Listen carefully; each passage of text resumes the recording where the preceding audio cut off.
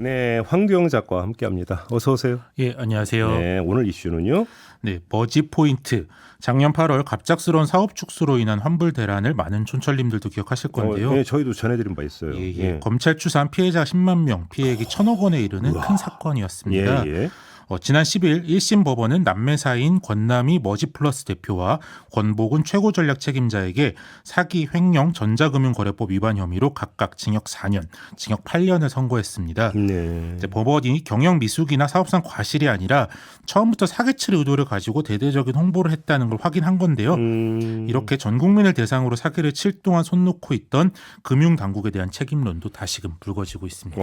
이건 그러니까 계획된 사기라고 하는 걸 법원이 인정을 한 거네요. 예, 그렇죠. 그 부분이 가장 큰 쟁점이었는데요. 그 부분이 확인된 겁니다. 예. 이제 머지 포인트는 간단히 말하면 이제 8만 원 입금하면 대형마트나 뭐 편의점 등에서 쓸 수 있는 10만 원 포인트를 주는 어플인데요.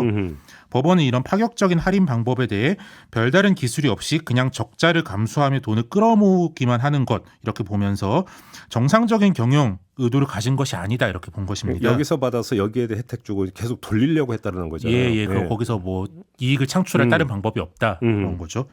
이렇게 좀 그럴듯한 설명으로 높은 수익이나 할인율을 약속하며 돈을 끌어모으다가 목표한 돈을 다 모았을 때 판을 깨버리는 사기 방식을 폰지 사기 이렇게 보통 말을 하는데요. 일종의 먹튀 수법이네요. 네, 그렇죠. 법원이 머지 포인트가 사실상 폰지 사기다 이렇게 인정한 겁니다. 그러면 피해자들은 보상을 받을 수 있습니까?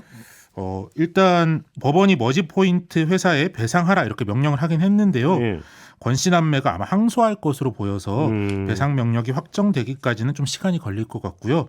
확정되더라도 회사에 남아있는 돈이 거의 없다 보니까 실제로 피해자들이 돈을 돌려받기는 이것만으로는 쉽지 않아 보입니다. 근데 문제는 초점은 상황이 이 지경까지 이르도록 금융당국은 뭘 했는가 이걸 좀 따져봐야 되는 거 아닌가요? 그렇죠. 이제 보통 폰지 사기는 수사망을 피해서 좀 아름아름 뭐 지인을 통해서 뭐 피해자를 찾는다거나 그런 식으로 이루어지는데요. 네. 이제 머지 포인트는 누구나 알만한 쇼핑몰이나 편의점을 통해 피해자 모집이 이루어졌습니다. 뭐 저도 이제 편의점에서 광고 포스터를 봤던 기억이 나거든요. 그래서 예, 제가 뭐 좀 또 꼼꼼한 사람이었으면 가입을 했을 텐데 좀 이렇게 헐렁한 사람이어서 가입을 안 하고 넘어갔는데. 네. 이런 식으로 회원 수가 100만 명에 이를 때까지 전혀 들여다보지 않았다는 점에서 정부의 책임이 없다 이렇게 하기는 어려울 것 같습니다. 그러니까요. 근데 아무튼 이 문제가 불거진 다음에 법을 바꿔야 된다 이런 목소리가 좀 나오지 않았었나요?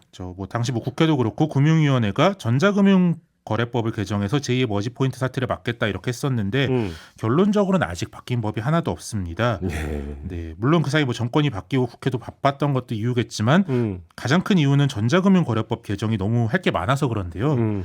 이제 얼마 전에 이제 카카오 불통 사태도 있었고 토스 개인정보 판매 논란도 있었는데요.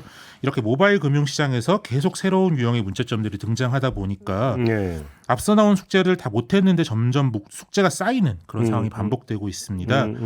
그래서 그간 금융위원회는 이걸 한 번에 다 전부 개정하겠다 이런 입장을 유지하다가요. 최근에서야 머지 포인트 같은 선불 충전 사업자 관련 부분만 떼서 우선 논의하기로 입장을 바꿨습니다. 그런데 이제 뭐 요새 네이버, 카카오, 쿠팡 그런 데도 다 이제 선불 충전 서비스가 있고 작게 보면 커피 전문점 같은 것도 다 선불 충전 서비스에 들어가거든요. 그렇기 때문에 이해관계 정리가 이것만 해도 쉽진 않은 상황입니다. 늘 그렇듯이 이런 문제에 있어서 각자 도생 알아서 챙겨라. 뭐 이렇게 이게 결론입니까 그러면? 머지 포인트 사태가 터졌던 작년 8월 당시 윤석열 캠프에서 뒷짐지고 사태를 관망해온 정부의 책임이 매우 크다라고 정확하게 문제 제기를 한 바가 있습니다. 그리고 자영업자에게 날벼락 이렇게 얘기하면서 국민 100만 명이 가입해 사용한 상품권 판매를 금감원이 전혀 인지하지 못했다면 정부 스스로 무능한 정부임을 자임하는 것 이렇게 얘기했었는데요. 뭐 제가 하고 싶은 말이 다 담겨 있는 것 같습니다. 이 말을 그대로 돌려드리면서 정부의 책임 있는 해결을 좀 기대해 보겠습니다. 공언대로 실천하면 된다 이런 이야기인 거죠? 예, 그렇습니다. 알겠습니다. 자, 마무리하죠. 황두영 작가였습니다. 고맙습니다. 예, 감사합니다.